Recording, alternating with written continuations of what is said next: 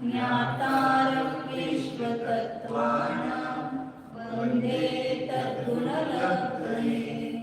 श्रीवर्धमानमाज्ञाय सुधाति संघातवादिनं विद्यास्पदं प्रवक्ष्यामि तत्त्वार्थयोगवार्तिकम्। पंचपरमेश्वर श्री भगवान की जय। योगी सोत्र चंद्र भगवान की जय। देवादेव श्री चंद्र प्रभु भगवान की जय। परम पूज्य आचार्य श्री उमा स्वामी जी महाराज की जय। परम पूज्य आचार्य श्री शांति सागर जी महाराज की जय। परम पूज्य आचार्य श्री विमल सागर जी महाराज की जय। परम पूज्य आचार्य श्री सन्मति सागर जी महाराज की जय। परम पूज्य आचार्य श्री अभिनंदन सागर जी महाराज की जय। परम पूज्य आचार्य गुरुदेव सुंदर सागर जी महाराज की जय। गुरुदेव समंत भद्र स्वामी की जय। परम पूज्य आचार्य सुरेश सागर जी महाराज की जय। माताजी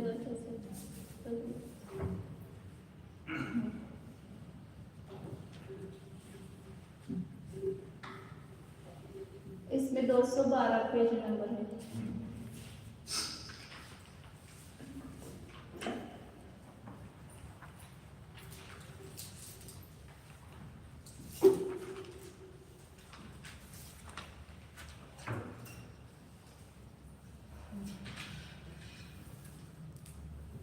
एक प्रकरण हो गया था शास्त्र के आते में स्तुति करने योग्य कौन है? अरिहंत ही है, और जिन्होंने घाती कर्म का नाश किया इसे सर्वज्ञ भगवान ही है, ये बताया था।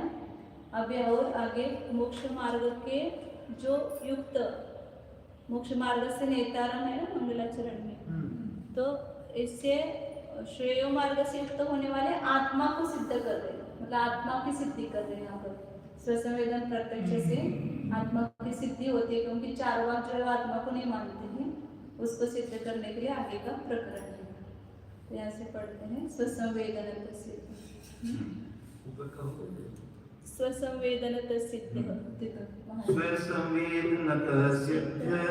सकात्मा बाध वर्जिता तस्य समाधि विवर्ता मत आत्मा ज्ञात्मत्पत्तितः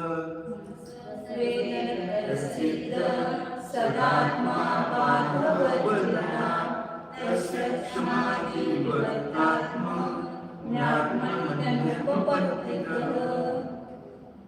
स्वसंवेदनतः सद आत्मा सिद्धः। आत्मा है, इसको सिद्ध करने के लिए कौन सा प्रमाण चाहिए? तो स्वसंवेदन, हर प्राणी मैं का वेदन हर समय कर रहा है।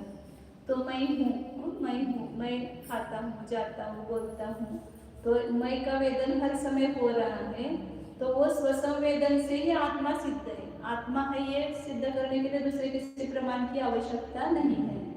और कैसा है वो बाध वर्जिता, उसमें किसी प्रकार की बाधा भी नहीं दिखा सकता है, कोई बाधा से रहित है। तस्य क्षमादि विवर्तात्मनि आत्मनि अनुपपत्तितः, और उस आत्मा की, वो बोलते हैं ना चारवाक लोग कि पृथ्वी पानी अग्नि वायु इन चार भूतों, वो चार मानते हैं। भूत चतुष्टय से आत्मा की उत्पत्ति हुई है। चार भूतों का जब संयोग हुआ तो उसमें चैतन्य शक्ति उत्पन्न होती है, ऐसा कहते हैं। तो पृथ्वी आदि विवर्त मतलब उसकी पर्याय स्वरूप आत्मा में ये घटित नहीं होता है, मतलब उसको आत्मा कहना घटित नहीं होता है। स्वसंवेदन से आत्मा सिद्ध है, और स्वसंवेदन कैसा है? बाधा रहित है। अब तीसरी वार्तिक के अनुसार श्रेयो मार्ग से युक्त होने वाले आत्मा को साधते हैं। सो सुनिए, जो ज्ञान सकल बाधिकों से रहित है वह प्रमाण है। प्रत्यक्ष और परोक्ष के भेद से प्रमाण दो प्रकार का है। प्रत्यक्ष के दो भेद हैं, सामव्यवहारिक और मुख्य। वहां सामव्यवहारिक प्रत्यक्ष ज्ञान का एक भेद स्वसंवेदन प्रत्यक्ष भी है। संसारी जीवों का आत्मा तथा उसके ज्ञान आदि पर्याय स्वसंवेदन प्रत्यक्ष के विषय हैं। जब सर्वदा बाधकों से रहित स्वसंवेदन प्रत्यक्ष के द्वारा आत्मा स्वयं सिद्ध हो रहा है, तब उस आत्मा को पृथ्वी, अप, तेज, वायु इन चार भूतों का परिणाम स्वरूप कहना चार वाक्यों का अनुचित है, क्योंकि यदि पृथ्वी आदि चार तत्वों का परिणाम आत्मा को माना जाएगा तो ऐसे जड़ आत्मा में स्व संवेदन प्रत्यक्ष बन नहीं सकता। पृथ्वी आदि के पर्याय घट आदिकों का बहिर्द्रिय जन्य और बाह्य की तरफ जानने वाला प्रत्यक्ष होता है। अंतरम तत्वों के उन्मुख होकर आत्म संबंधी पदार्थों को जानने वाला स्वसंवेदन प्रत्यक्ष पृथ्वी आदि के बने हुए जड़ आत्मा में नहीं हो सकेगा। वो जो बोलते हैं ना पृथ्वी आदि से आत्मा की उत्पत्ति होती है, तो स्वसंवेदन प्रत्यक्ष से उसमें आत्मा नहीं बन सकेगा। हर समय जो स्व का संवेदन हो रहा है सुसंवेदन प्रत्यक्ष से,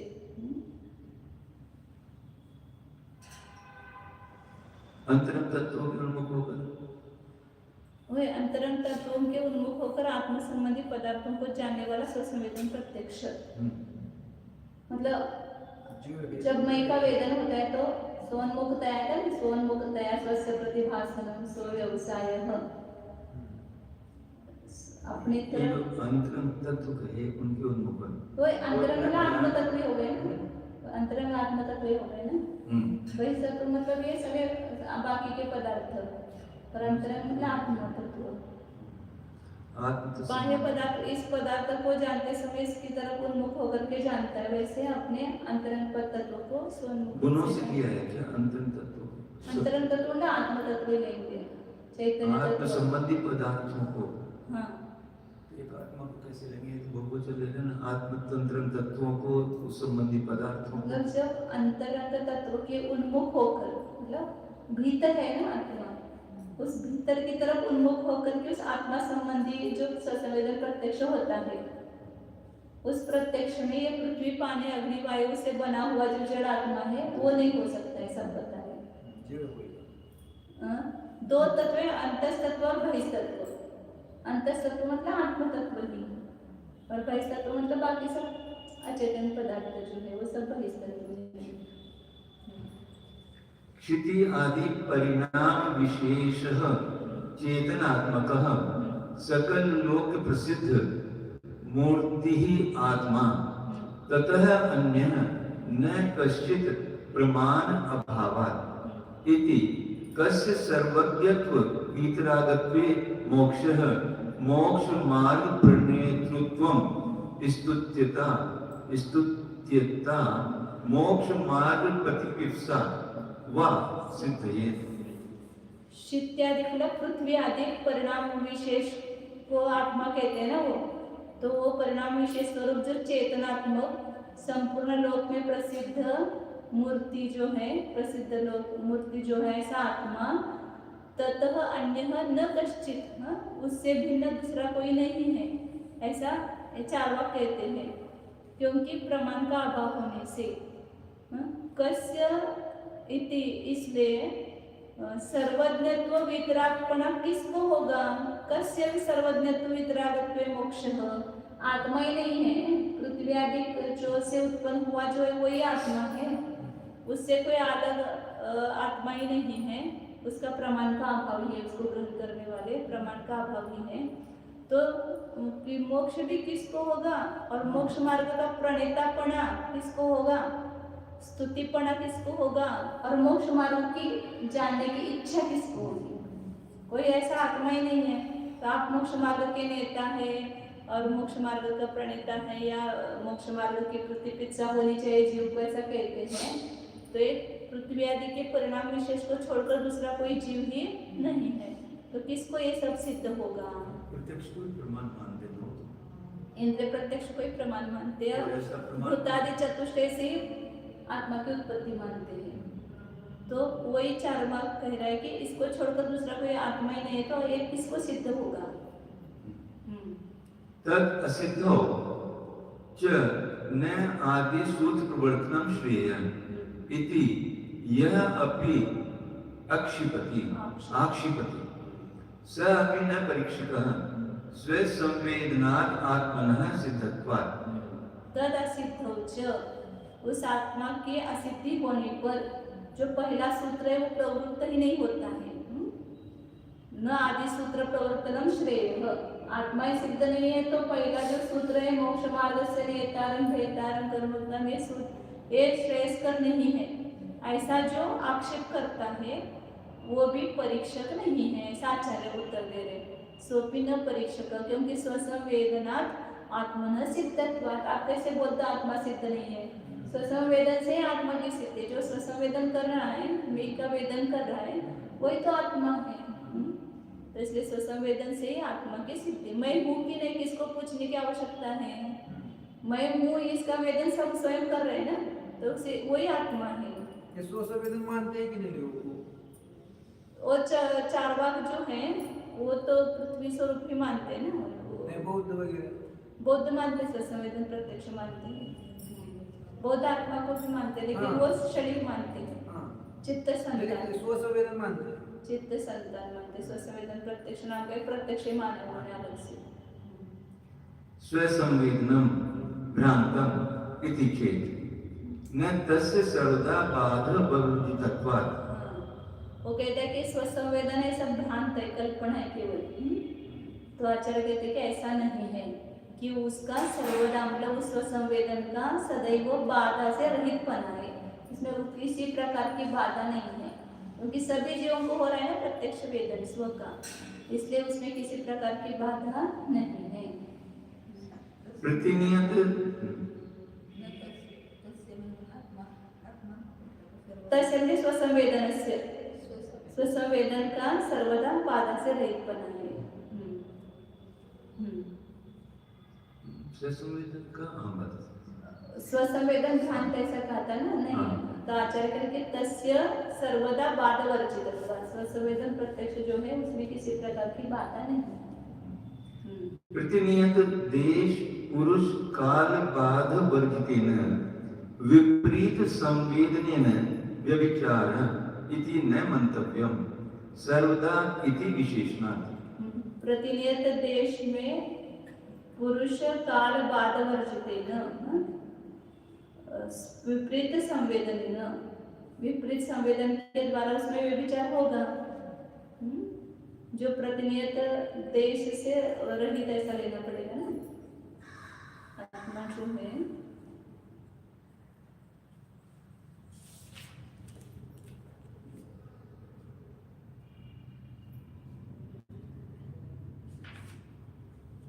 प्रतिनियत देश पुरुष और काल की बाधाओं से रहित, इसमें किसी प्रकार की बाधा रहता है, ऐसा विपरीत संवेदन से व्यभिचार आता है, क्योंकि भ्रांत ज्ञान भी प्रतिनियत देश काल और पुरुष की बाधा से रहित है। भ्रांत ज्ञान में भी प्रतिनियत देश काल और पुरुष की बाधा से रहित है। क्या करना चाहते हैं समझ में आया? प्रतिनियत देश पुरुष और काल की बाधाओं से रहित ऐसा विपरीत संवेदन होता है। स्वसंवेदन के बिना अन्य पर संवेदन करते हैं, ये वस्तु है, ये है, ये है, ये घर है।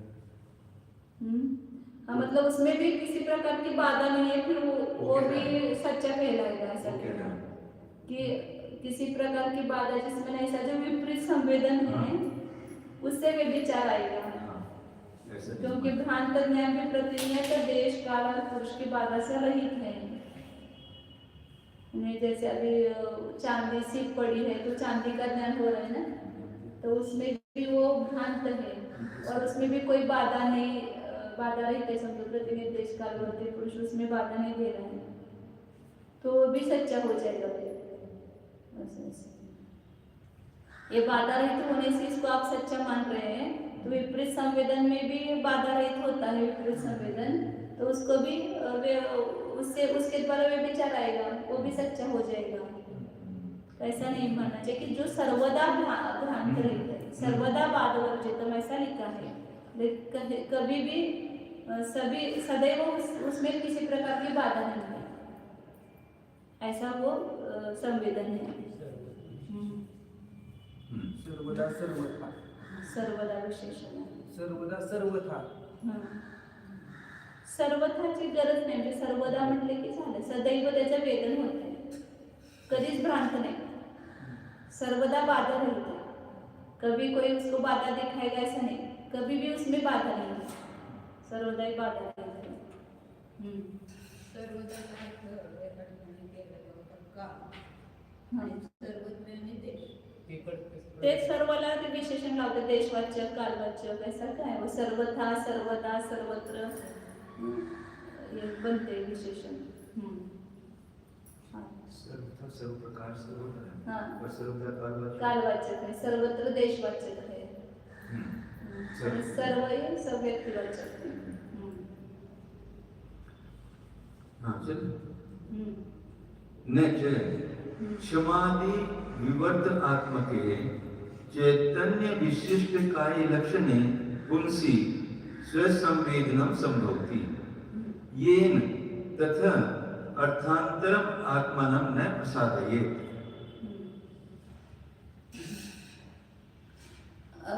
ये भी शंका ही उन्होंने पहले क्यों लिखे थे, ये भी दूसरे का मत है ना, मतलब दूसरा मन कह रहे हैं कि पृथ्वी श्मादि विवर्तात्मके, मतलब पृथ्वी आदि के विवर्त स्वरूप जो मानते हैं ना चैतन्य, उसमें चैतन्य उत्पन्न होता है ऐसा मानते हैं, तो चैतन्य विशिष्ट काय जिसका लक्षण ऐसे पुरुष में स्वसंवेदन संभव नहीं है कि जिससे उससे भिन्न कोई आत्मान न प्रसादे, उससे भिन्न कोई आत्मा स्वसंवेदन प्रत्यक्ष के द्वारा शरीर से भिन्न आत्मा स्वयं प्रसिद्ध न प्रसादित न प्रसिद्ध नहीं कर सकता है, सिद्धि नहीं होती है, शरीर से भिन्न आत्मा की सिद्धि नहीं होती है, ऐसा कहना है उसको। ये मतलब उसका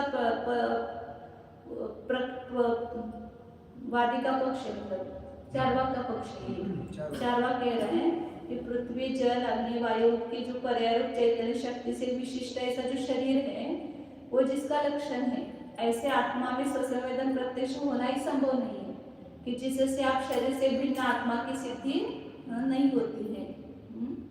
अतः स्वसंवेदन प्रत्यक्ष के द्वारा शरीर से भिन्न आत्मा स्वयं प्रसिद्ध है, यहाँ आत्मा का स्वसंवेदन प्रत्यक्ष के द्वारा जान लेना ही असिद्ध है। उसका ये कितना पृथ्वी आदि भूत से चार भूत से बना हुआ है जी, हाँ। उसी में स्वसंवेदन होता है, हाँ। इनके अलावा पुरुष की सिद्धि नहीं होती, तो स्वसंवेदन कैसे होगा उसमें? ठीक है, जल से बनाए तो उसमें स्वसंवेदन कैसे होगा? अर्थांतर आत्मा न प्रसाद, उस अर्थ से चार भूतों से जो बनी आत्मा उसके अलग से किसी पदार्थ की सिद्धि नहीं होती, सिद्धि नहीं होती, उससे भिन्न आत्मा नहीं है। हाँ ऐसे कहते हैं। इंद्रिय पढ़ लेते श्मादि विवर्तात्मके, क्षमा म्हणजे पृथ्वी आदि है सब आदि, पृथ्वी पानी अग्नि वायु चारों लेंगे, उसका विवर्त ही चैतन्य ऐसा बोलते हैं ना, विवर्त, तो उसकी विवर्त स्वरूप मतलब उसकी पर्याय स्वरूप जो चैतन्य, चारों का मिश्रण जब होता है ना, जैसे उदाहरण देते हो, जैसे गुड़ और सब मिलाते हैं ना उसमें फलों का रस वगैरह, तो मार्ग मदिरा उत्पन्न होती है। ऐसे यहाँ पर पृथ्वी पानी अग्नि वायु जब मिलते आते चारों, तो उसमें चैतन्य उत्पन्न होता है, ऐसा मानते हैं वो, जैसे मादक शक्ति उत्पन्न होती है ऐसे। तो पृथ्वी आदि की विवर्त स्वरूप जो चैतन्य विशिष्ट शरीर जिसका लक्षण ऐसे पुरुष में स्वसंवेदन संभव नहीं है, कि जिससे उससे भिन्न आत्मा न सिद्ध हो, आत्मा को प्रसिद्ध न करे, न प्रसादित कसं करायचं, वही मध्ये थोड़ा अडचण लगती, उससे स्वसंवेदन न संभव ऐसा कह रहा है ना, स्वसंवेदन संभव नहीं है कि जिससे मतलब संभव हो तो उससे भिन्न आत्मा की सिद्धि हो, न प्रसादित ऐसा वापिस घटाला ऐसा इसमें नहीं चार भूत से पदार्थ बना है, हाँ, उस चार भूत के अलावा उस अर्थांतर के अलावा किसी अन्य आत्मा की सिद्धि नहीं होती, तो आप कैसे करें?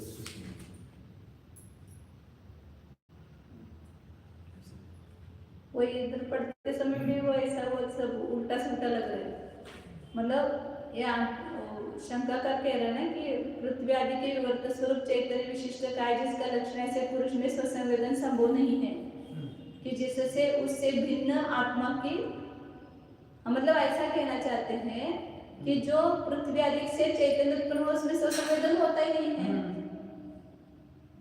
उससे भिन्न आत्मा कोई संभव नहीं है, कि जिससे आप आत्मा का निषेध करेंगे। जो पृथ्वी से बनी वो तो शरीर बना है, उसमें तो स्वसंवेदन प्रत्यक्ष नहीं होता है। हाँ? तो फिर किसमें स्वसंवेदन प्रत्यक्ष हो रहा है कि जिससे आत्मा की सिद्धि न हो। आत्मा की सिद्धि होती है, ऐसा चलते हैं उसको। जो आपके शरीर पृथ्वी आदि से उत्पन्न हुआ जो शरीर है उसमें तो स्वसंवेदन संभव नहीं है कि जिससे मतलब स्वसंवेदन उसमें संभव हो तो उसको छोड़ करके दूसरे आत्मा का निषेध किया जाएगा। लेकिन उसमें स्वसंवेदन संभव नहीं है कि जिससे आप दूसरे आत्मा का निषेध करें, मतलब उसकी सिद्धि न करें। तो मतलब उस स्पष्ट ही है कि उस काय में तो स्वसंवेदन नहीं हो रहा है, तो जो स्वसंवेदन कर रहा है वो आत्मा उससे अलग है, ये सिद्ध होता है, आत्मा की सिद्धि होती है, ऐसा कहना चाहते हैं। ऐसा यानी वो जड़ है तो उसमें स्वसंवेदन है ही नहीं। हाँ पृथ्वी जड़ हाँ, वो तो स्वसंवेदन प्रत्यक्ष है, उसको तो स्वसंवेदन नहीं होता है। फिर स्वसंवेदन किसको होता है? तो उससे भिन्न आत्मा मानना पड़ेगा ना। तो इसलिए वो उस कि जिससे भिन्न आत्मा की सिद्धि न हो, ऐसा उस पृथ्वी आदि से उत्पन्न चैतन्य विशिष्ट जिसका लक्षण है, काय जिसका लक्षण है, ऐसे पुरुष में स्वसंवेदन संभव नहीं है कि जिससे आप उससे भिन्न कुछ आत्मा की सिद्धि न करें। ऐसा आगे मतलब स्वसंवेदन उसको नहीं होता है, लेकिन स्वसंवेदन की तो सिद्धि हो रही है ना, तो उसी से एक भिन्न आत्मा है, इससे ये सिद्ध होता है।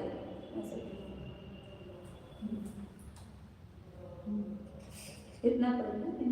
4 वाक का मंतव्य है कि गुड़, पानी, पीठी, महुआ के प्रयोग द्वारा मिश्रण विशेष होने पर जैसे उन्मत्तता पैदा करने वाली मदिरा नवीन बन जाती है, उसी प्रकार पृथ्वी, आग, तेज, वायु के उचित रूप में मिलने पर विवर्त होते होते चेतन स्वरूप आत्मा उत्पन्न हो जाता है।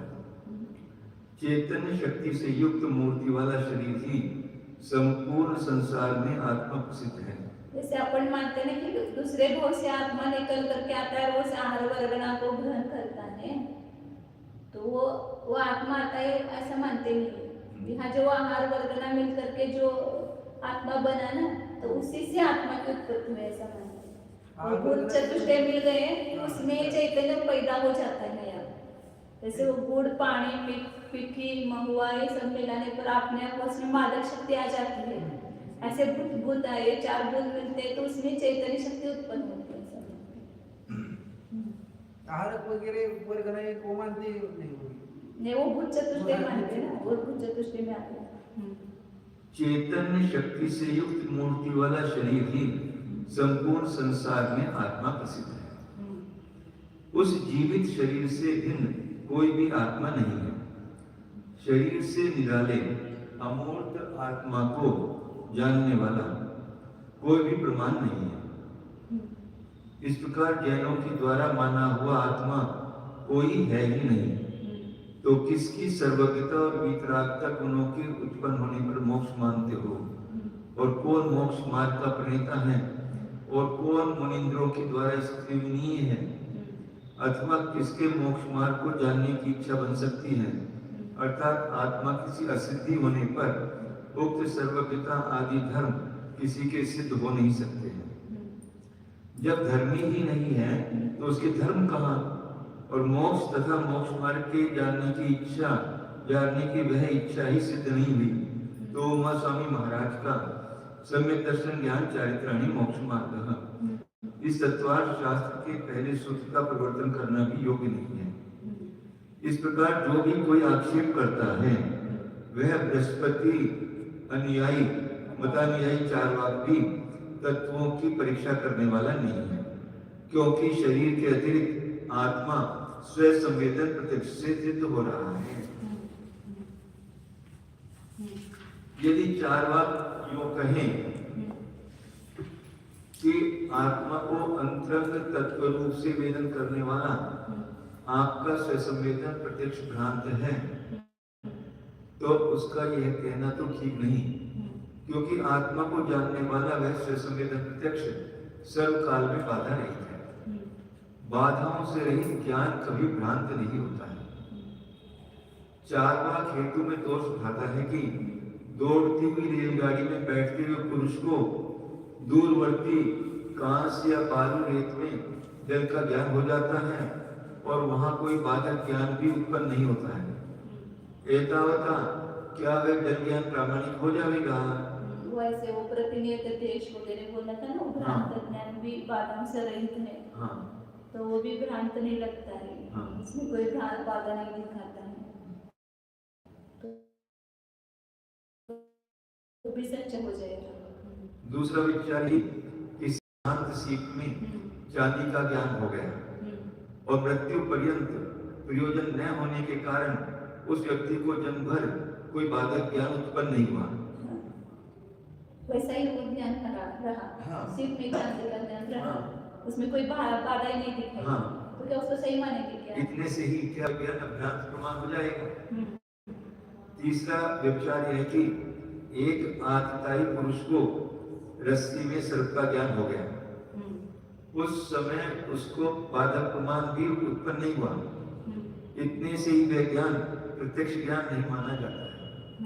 इस कारण जैनों के वाद वर्जित बने हेतु का कोई एक विशेष देश और विशेष पुरुष तथा नियत काल संबंधी बाधाओं से रहित उक्त तीन भ्रांत ज्ञानों से व्यभिचार हुआ। ग्रंथकार के यह विशेषण लगा हुआ है।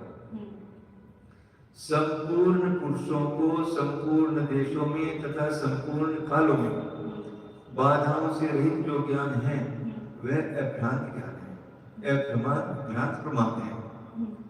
चार वाक्य दिए गए तीन व्यभिचार किसी देश में किसी पुरुष को किसी काल में भले ही बाधा रहित होंगे, किंतु सर्वकाल में बाधाओं से शून्य नहीं है। बालू रेत में जल का ज्ञान निकट पहुंचने पर भ्रांत सिद्ध होता हो जाता है। सीप में उत्पन्न हुए चांदी के ज्ञान को अन्य परीक्षक जन बाधित कर देते हैं। रस्सी में सर्प का ज्ञान भी कालांतर में स्वभाव सिद्ध हो जाता है, अर्थात जो सर्वदा बाधा रहित होगा वह ज्ञान प्रमाणिक है। सर्वदा कहने से सर्वत्र सर्वस्व की उपलक्षण से आ जाते हैं। यदि भूमि आदि पानी पृथ्वी तेज वायु का परिणाम स्वरूप और चैतन्य शक्ति युक्त इस दृश्यमान शरीर को ही आत्मा मान लिया जाएगा, तो ऐसे शरीर रूपी आत्मा में ससंवेदन होना नहीं संभवता है, जिससे कि वह होता हुआ ससंवेदन प्रत्यक्ष उस शरीर से भिन्न आत्मा को सिद्ध न कर सके। भावा स्वसंवेदन प्रत्यक्ष के द्वारा आत्मा शरीर से भिन्न स्वयं सिद्ध हो जाता है। हाँ। मतलब ऐसे शरीर के आत्मा में सुसंवेदन प्रत्यक्ष हो नहीं होता है, तो किसको होता है सुसंवेदन प्रत्यक्ष? यदि होता तो फिर भिन्न आत्मा को सिद्ध नहीं करता, लेकिन उसको तो संवेदन नहीं होता है कि जो दूसरे आत्मा का निषेध करे, प्रसिद्ध न करे, वो प्रसिद्ध करता है दूसरे आत्मा को। मुझे नहीं होता है स्वसंवेदन, तो स्वसंवेदन करने वाला दूसरा आत्मा है, ये सिद्ध होता है। स्वसंवेदन वो चारवा कह रहे हैं कि स्वसंवेदन ही असिद्ध है, स्वसंवेदन कोई नहीं है, आत्मा को स्वसंवेदन प्रत्यक्ष नहीं होती है, तो ऐसा कहता है। तो उसको आचार्य उत्तर देते हैं। यदि यहाँ प्रतिवादी चारवाक यों कहे कि आत्मा का स्वसंवेदन प्रत्यक्ष के द्वारा जान लेना सिद्ध नहीं है, इस पर आचार्य उत्तर कहते हैं कि स्वसंवेदनमप्यस्य बहिकरणवर्जनात् अहंकारास्पदं स्पष्ट मबाधमनुभूयते। स्वसंवेदनमप्यस्य बहिकरणवर्जनात्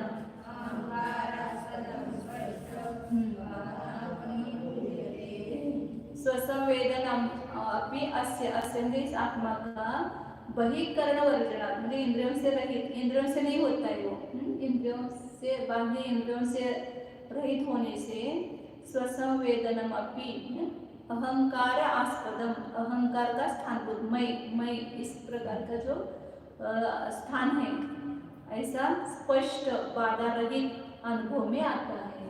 स्वसंवेदन मतलब स्वयं का अनुभव, हर एक जीव का अनुभव में आता है, किसी कोई भी हो, छोटा हो बड़ा हो पागल हो वो भी मैं कहता है। सभी प्राणी मैं का आवेदन करते हैं। इस अंतरंग आत्मा का बहिरंग 5 इंद्रियों से रहित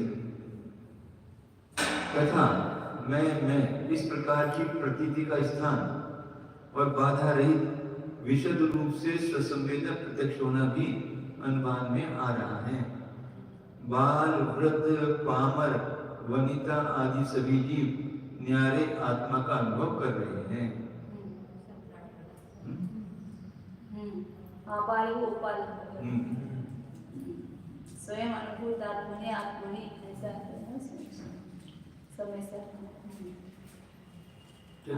हाँ नहीं इदम नीलम इत्यादि प्रतिभासनम स्वसंवेदनम बाह्य इंद्रियजत्वात् अनअहंकारास्पदत्वात् न च तथा अहम सुखी इति प्रतिभासनम इति स्पष्टम तद अनुभूयते। यह नीला है यह पीला है इत्यादि जो प्रतिभासन हो रहा है वो स्वसंवेदन नहीं है क्योंकि वो बाह्य इंद्रियों से उत्पन्न हुआ है और अहंकार का स्थान नहीं है। जो इंद्रियों के द्वारा हम जान रहे हैं नीला पीला ये पुस्तक है ये अमुक है तो ये तो बाह्य इंद्रियों से उत्पन्न होने वाला है इसलिए तो अहंकार का स्थान नहीं है। न च तथा अहम सुखी की प्रतिभासन मैं सुखी हूँ मैं दुखी हूँ इसका जो प्रतिभासन है वो वैसा नहीं है मतलब इंद्रियों से उत्पन्न होने वाले संवेदन जैसा नहीं है। तो इस प्रकार स्पष्टम तद अनुभूते वो स्पष्ट रूप से अनुभव में आता है। मतलब मैं सुखी मैं दुखी ऐसा जो अनुभव है वो जैसा स्वसंवेदन व स्वयं का वेदन कर रहा है वैसा इंद्रियों से उत्पन्न होने वाला वेदन नहीं है। यह कंबल नीला है यह पुष्प पीला है इत्यादि ज्ञान आत्मा और आत्मीय तत्वों के जानने वाले स्वसंवेदन प्रत्यक्ष रूप नहीं है। वो कहते हैं आचार्य कह रहे हैं ना। ये कंबल नीला इत्यादि ज्ञान आत्मा और आत्मीय तत्वों के जानने वाले स्वसंवेदन प्रत्यक्ष रूप नहीं है क्योंकि नील पीत आदि के ज्ञान तो बहिरंग चक्षुरादि इंद्रियों से जन्मे हैं। क्योंकि नील पीत आदि के ज्ञान तो बहिरंग चक्षुरादि इंद्रियों से जन्मे हैं बाह्य इंद्रियों से जन्मे हैं तभी तो नील आदि के ज्ञान में ज्ञान मैं इति आकार अहम आकार अर्थ विकल्प को करने वाली बुद्धि के स्थान नहीं है। किंतु मैं सुखी हूँ मैं ज्ञानवान हूँ इस प्रकार के वे वेदन तो विशुद्ध रूप से अनुभव में आ रहे हैं। ये ज्ञान बाह्य इंद्रियों से जन्म नहीं है तथा अहम इति आकारक प्रतीति के आधार भी है। अतः स्वसंवेदन रूप है ये सिद्ध हुआ। तो जिसमें मय का वेदन होता है ऐसा वो स्वसंवेदन रूप प्रत्यक्ष ज्ञान है। गोर अहम इति अवभासनम अनेन प्रत्युक्तम करण अपेक्षत्वात् अहम गुल्मी इति अवभासनवत्।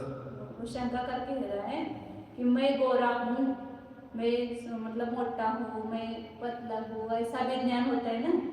तो ऐसा अवभाषण भी ये भी बाह्यकरण इंद्रिय की अपेक्षा से होता है तो उसका भी खंडन किया। जैसे अहम गुल्मी मैं गुल्मी मतलब बड़ा फोड़े वाला ऐसा होता है।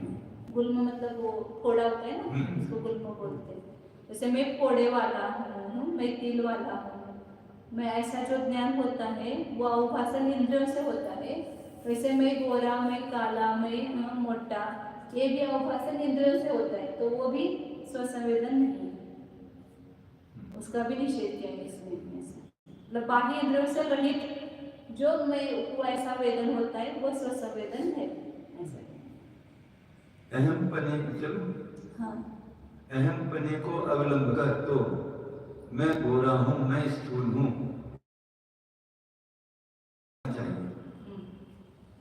गोरा। इस प्रकार चार बात का कहना भी जो बहिरंग इंद्रियों से जो जन्य है वह स्वसंवेदन नहीं है इस पूर्वोक्त अनुमान से ही खंडित हो जाता है।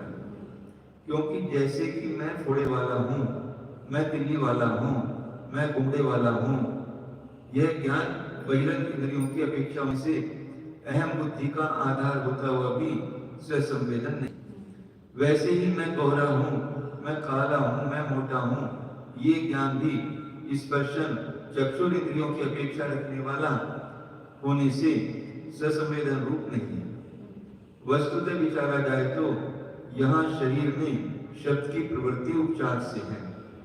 जैसे कि अत्यंत प्रिय पुरुष को यह मेरी आंख है, ये मैं ही हूँ, यह कहना कल्पना मात्र है। शरीर में आत्मा का मोहजन्य प्रियपना है। मैं गोरा, मैं काला, ये माना तो शरीर में आत्मा का प्रियपन है, वो स्वसंवेदन नहीं है। जहाँ इंद्रियों की अपेक्षा भी नहीं, ऐसा जो मई का वेदन है उसको स्वसंवेदन कहा। इंद्र के बिना